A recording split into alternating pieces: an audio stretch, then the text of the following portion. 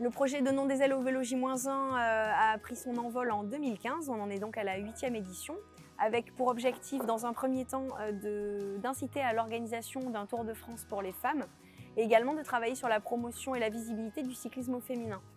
Donc là, depuis 2 ans, on a appris que le Tour de France Femmes aurait lieu à partir de 2022. Donc pour cet axe, on peut dire que c'est chose faite et on continue maintenant notre travail sur le développement de la pratique féminine en faisant venir de nouvelles femmes au vélo, en fidélisant également les femmes déjà pratiquantes, en organisant tout au long de l'année avec mes coéquipières des événements en tant qu'ambassadrice à destination du public féminin et donc en intervenant aussi auprès des scolaires pour changer les représentations.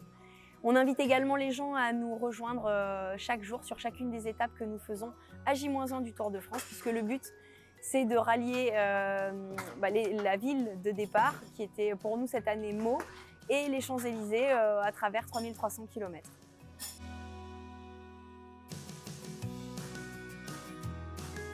En 2015, quand on a créé un club de cyclisme féminin, on s'est posé la question de savoir pourquoi si peu de pratiquantes féminines dans le cyclisme.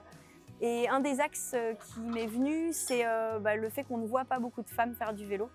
Donc, et notamment sur le Tour de France qui n'existait pas au féminin, c'était une prise de conscience pour moi à ce moment-là. Et je me suis dit qu'on pouvait partir sur les étapes du Tour pour réaliser quelque chose de spectaculaire qui attire l'attention et qui permette d'attirer l'attention sur notre message.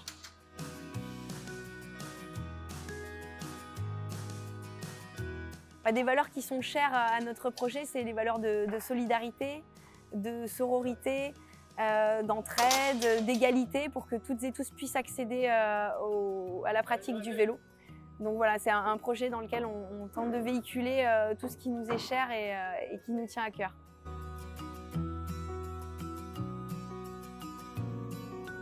Pour cette 8e édition, comme les autres années, nous avons parcouru à J-1 les étapes du Tour de France masculin, à une exception près, puisque le Tour de France cette année partait du Danemark pendant 3 étapes, que nous on souhaite promouvoir la pratique du cyclisme en France et également faire le lien avec le Tour de France Femmes pour lequel on a milité pendant 7 ans.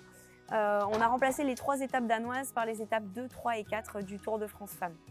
Avec mes coéquipières, donc les 9 ambassadrices de l'équipe que nous sommes, un processus de sélection a lieu au mois d'octobre où chacune propose son dossier de candidature et les événements qu'elle met en place, tout son plan d'ambassadrice pour développer le cyclisme au féminin dans son territoire. Et à partir de là, on sélectionne des femmes qui ont le niveau pour que l'équipe soit homogène et que voilà, qu'on ne soit pas ralenti par des niveaux qui seraient très différents. Et on se rencontre au mois de février pour voir un petit peu si on est capable de vivre tout ensemble, si les valeurs humaines que porte le projet sont bien portées par chacune des ambassadrices.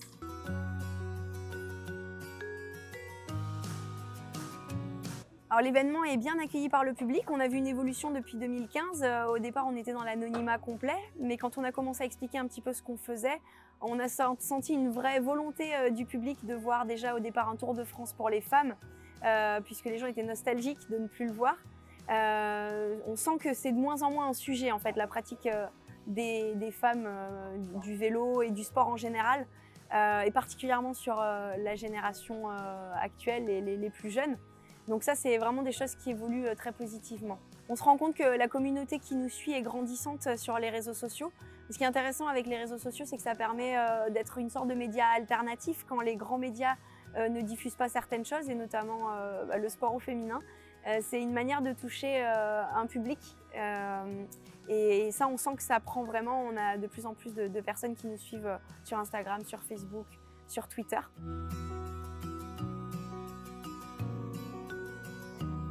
Ça fait 7 ans qu'on travaille à l'organisation de ce Tour de France qui est maintenant une victoire. On se rend compte qu'il y a beaucoup de choses qui changent et notamment les représentations. À une époque, quand on était sur une course masculine, ça nous arrive de courir sur des courses masculines, notre présence n'était pas forcément bien appréciée, pas bien comprise. Là, vraiment, les choses changent, les choses évoluent. On sent que les hommes sont même heureux de voir qu'on peut pratiquer ensemble. Donc vraiment, il y a beaucoup de choses qui changent. Le fait qu'on voit aussi plus de cyclisme féminin à la télé, plus de sport féminin à la télé. Il y a aussi un public masculin qui s'intéresse à notre pratique et je pense que c'est là-bas, c'est ça qui va être important et qui va faire bouger les choses.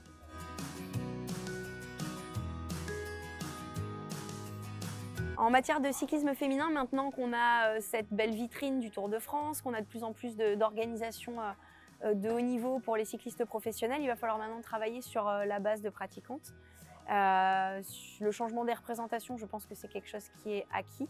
Mais maintenant, il va falloir structurer le cyclisme à des niveaux un petit peu plus faibles, au niveau national, au niveau régional. Ça, c'est pour la partie compétition, mais également sur la partie vraiment développement, sur le cyclisme sous toutes ses formes, le cyclisme loisir, le cyclisme déplacement. Et là, je pense qu'il y a encore beaucoup de travail à faire pour amener de nouvelles femmes et de nouveaux pratiquants d'une manière générale.